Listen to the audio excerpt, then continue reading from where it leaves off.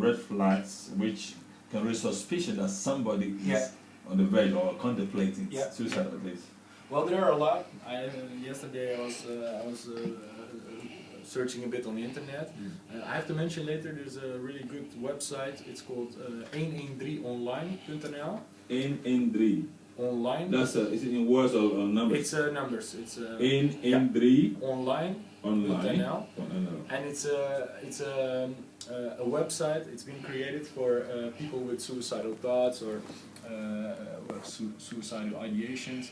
And it's first of all, it's a really good website. I've been checking it out since they started. It's been created by, I don't know exactly. I know one professor from VU, Ad Kerkhoff. He's very famous for doing research about ruminating, but also about suicide. And in this website, you can directly access, for example, through chat. You can talk to someone and you can directly ask them, like, or say, this is my problem, or I want to talk. And you can also have treatment. You can call them. And I called them actually on Friday because I know I was coming here and it's in English. So I asked at the VU, I asked them, like, is it possible also to do this in English at 113 Online? And they said yes. Not all therapists do the treatment there in English, but a lot of them do, and through chat too. And I think it's important that it's anonymous.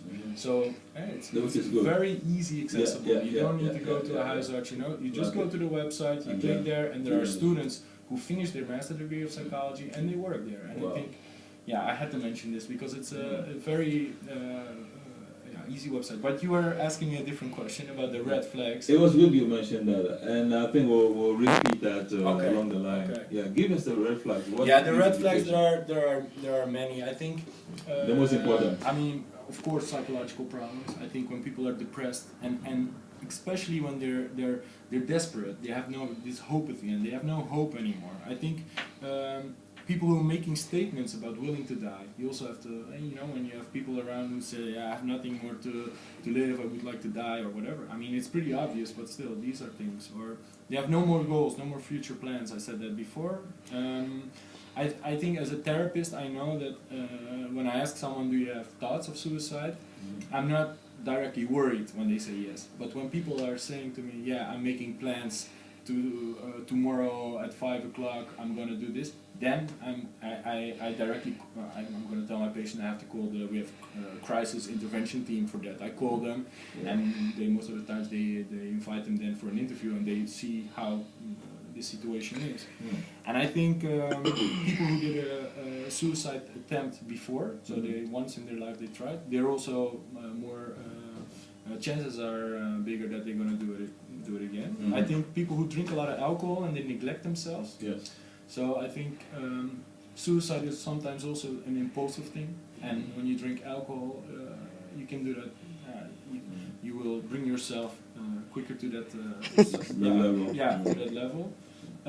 These people sometimes they are compulsively ruminating, so they're constantly thinking of stuff. They're really we call it piekeren in Dutch.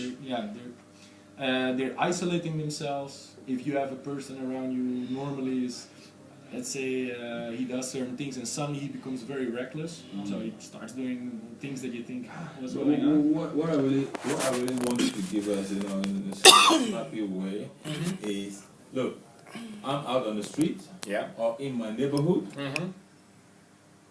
If I observe somebody, the way they're behaving, the way they're talking, maybe I've seen them about maybe a couple of days or from time to time. What gives me the hint that immediately that this guy may be in danger, this person may be in danger, then I know then trigger something that I can begin to maybe look more carefully or do something or suggest something. I think... Is that possible to observe that on a person? I think it's difficult to observe when you don't know someone. I think the difference between like some people are very introvert, for example. So if you see someone on the street and who's very introvert, you can't say, he might be suicidal. But I think if you know someone... say a relative. You've seen someone and he starts really... isolating doesn't really have to be only not going to parties anymore. I think that's a start. But it could also be that they're not talking so much anymore, keeping a lot of things to themselves. And you can hear sometimes in how they talk about life. I think that's important to see. These, like for example, like yeah, I don't really have things to live for anymore. What goals do I have in life? You know, these things, and then you have to. I think, yeah, then you can, and especially when you also see that somebody, you think he has a depression or he becomes very depressed, I think these are the start. I mean, suicide doesn't, you're not going to commit suicide from one day to the other in general. I mean, of course there are exceptions. It's a process. It starts somewhere where you say something bad could happen to you. It could also be something out of your past. I mean, it could be that you've been abused when you were younger and suddenly 20 years later this starts, you start thinking about this and suddenly it starts hurting you and etc. And I think it's for you, let's say you see someone in your environment, first talk to this person. Ask him questions like that. How are you? What are you thinking about? Do you think about these things? Talk about it. And then they can go to their general practitioner and I think, yeah. Okay, we're going to take a short break here. I think so far so good. Well, listeners, I would like to invite you to give us a call if you still want to clarify some things. Mr. Barker is here and he would like to talk to you. Feel free to give us a call on the studio line 020-737-1619. We're on a short musical break, but go ahead and give a call anyway.